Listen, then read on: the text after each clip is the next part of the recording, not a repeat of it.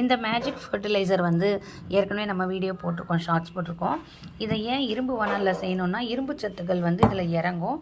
நம்ம அதுலேயும் லெமன் புழிகிறோம், முட்டை போடுறோம், வாழைப்பழம் போடுறோம், ஆலிவேரா, பனவெல்லம், இனிப்பு கொஞ்சம் போடுறோம். அதே சமயம் அந்த இனிப்பை காம்பன்சேட் பண்ணுறதுக்காக இந்த கற்றாழை போடுறோம். அப்போ தான் பூச்சி கிருமி எல்லாம் வைக்காமல் இருக்கும். ஸோ இதை வந்து 3 days வந்து இதில் வந்து சேறு மாதிரி பண்ணி மண் போட்டு கலக்கி சேறு மாதிரி பண்ணி வைக்க போகிறோம். காஃபி தூள், டீ தூள், பனவெல்லம், முட்டை, வாழைப்பழம், லெமன், அதுக்கப்புறம் கற்றாழை போட்டிருக்கேன், பனானா பவுடரும் போட்டிருக்கேன், காஞ்சி போன வாழைப்பழ பொடிகள். அதை அப்படியே விற்கிறாங்க பேக் பண்ணி நமக்கு இதிலலாம் ஆன்லைனில். அதை நான் வாங்கி போட்டிருக்கேன். இதை நான் இடித்து மண் போட்டு கலந்து குழன்னு பண்ணி சேறு மாதிரி பண்ணி 3 days வச்சுடுவேன். அதுக்கப்புறம் எடுத்து ஒரு பெரிய பக்கெட் நிறைய கரைச்சி அதில் சாஃபை போட்டு கரைச்சிடுவேன். 2 ஸ்பூன் சாஃபை போட்டு கரைச்சி எடுத்துகிட்டு ஒரு டம்ளர் செடிகளுக்கு அடீனியம், ரோஸ் எதுக்கு கொடுத்தாலும் நல்ல ஹெவி ப்ளூமிங் இருக்குங்க. இந்த இரும்பு வாணல் வந்து இரும்பு சத்துக்காக நம்ம கொடுக்குறது.